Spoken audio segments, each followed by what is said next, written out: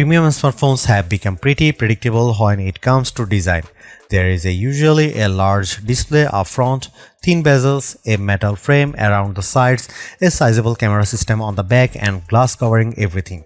Google isn't reinventing that formula with the Pixel 11 Pro and Pro XL, but there are some interesting changes hiding underneath the familiar design, including a new camera experience and a surprisingly nostalgic feature on the back.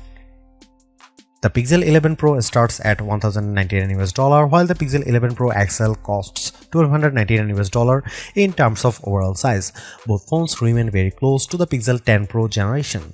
The Pro has a 6.3-inch OLED display while the Pro XL gets a 6.8-inch OLED panel. Both displays can reach up to 3600 nits of peak brightness, which is an improvement over the previous generation's 3300 nit rating.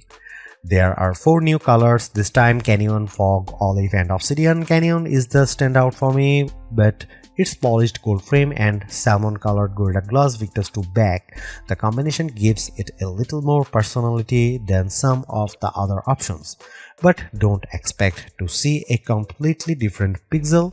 The Pixel 11 Pro looks extremely similar to the Pixel 10 Pro, and that's especially obvious when you compare the two side by side.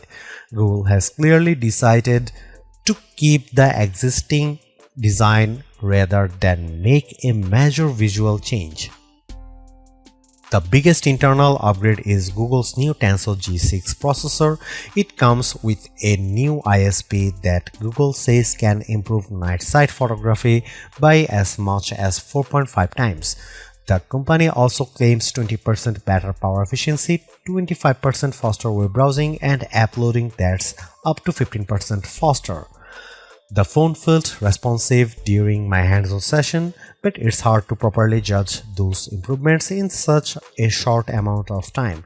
Battery efficiency and sustained performance are things we'll need to test over a longer period.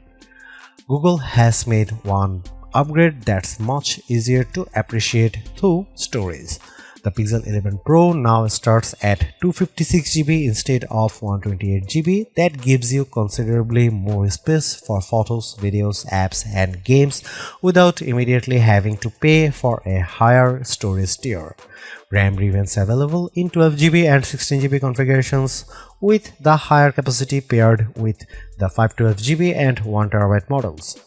Security is also getting an upgrade with the new Titan M3 chip. Google says it offers a stronger multi-layered protection against potential attacks, including post-quantum cryptography. Charging has seen a bigger improvements too. The Pixel 11 Pro and Pro XL support QI 2.2 wireless charging at up to 25 watts, while wired charging jumps from 30 watts to 45 watts. You will need compatible charging accessories to reach those maximum speeds, but this is still one of more useful upgrades for everyday users. The camera system is probably the biggest reason to be interested in the Pixel 11 Pro. Google is keeping the 48MP ultra-wide, but the main camera has moved a new 50MP sensor, while the 5x telephoto gets a new 48MP sensor as well. And based on the images I saw during the demo, the new setup can capture some seriously impressive detail. Things like hair looked noticeably sharper, suggesting Google's new ISP is doing a lot of work behind the scenes. Then there is a magic capture. Google has added a dedicated button inside the camera app that lets the AI take over the process of choosing the best moments. Instead of worrying about hitting the shutter at exactly the right time, you simply activate Magic Capture and let the phone analyze when you are recording. When the scene ends or the video reaches its 2-minute limit, the Pixel automatically selects several of the most interesting images and one clip that it believes best captures the overall moment. Google says it analyzes roughly 400 frames before making those choices. During the demo, I saw it work with dancers and it did a good job identifying interesting poses and expressions. It's a feature that could be particularly useful for unpredictable subjects where you don't want to miss the moment.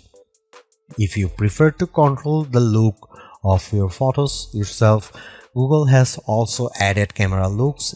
These are customizable profiles that can be applied manually or set as your default. You have got shadows for more contrast, vanilla for more warmer and softer tones, and editorial for a more polished magazine style appearances. Google is also trying to make the Pixel 11 Pro more useful for people who create video content. The new Creator Suite includes several tools aimed at bloggers and influencers, starting with a built-in teleprompter. You can upload your script and the phone automatically follows along while you are speaking. I tried it during the demo and it worked surprisingly well, keeping up with my speech without any obvious issues. There is also a new folder system that makes it easier to group related clips together. Once you have got your footage organized, a new storyboard tool can help you arrange clips and move B-roll around to build the final sequence. It's not designed to replace professional editing software, but for people who shoot and edit content directly on their phones, these additions could make the entire process more convenient. Google's Super Ray Zoom is getting an impressive upgrade as well.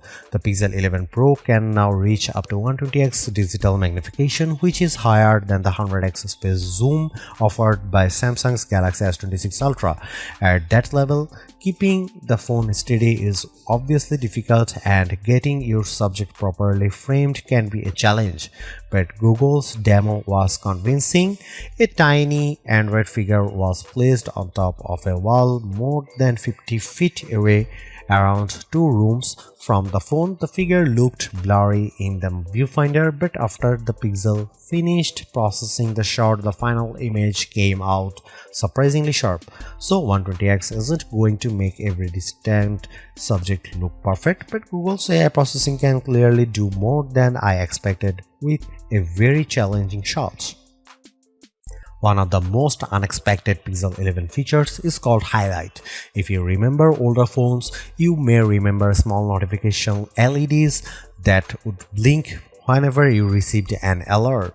HiLight brings that concept back in a much more modern form. It is integrated into the camera flash area on the Pixel 11 Pro and Pro XL, and it can display different colors to indicate notifications. The idea is pretty simple. You can put your phone face down during dinner or a conversation and still know when something important happens. Google also lets you assign different colors to specific contacts, so if someone important calls, you could potentially know who it is just by seeing the color on the back. HiLight can also show you when Gemini is listening, which gives you a visual indication that the AI is active. My biggest issue is that there is not much else it can do at launch. I think messaging would be the perfect use case, especially because younger people aren't exactly spending their days making phone calls. Being able to assign different colors to family members or important contacts for incoming messages would make HiLight considerably more useful. Google says it's exploring additional functionality, so hopefully this feature gets more capabilities over time. My early impression of the Pixel 11 Pro and Pro XL is that Google is taking a pretty conservative approach to the design while making some much bigger changes to the camera and software experience.